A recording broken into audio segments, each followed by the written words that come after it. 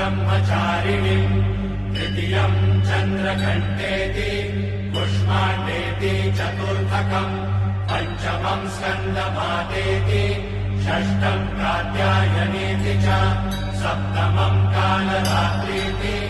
महागौरीति चाष्टमम् नवमम् सिद्धिदात्री च पञ्चाननाभ्यभव षण्मुखवासवाद्याः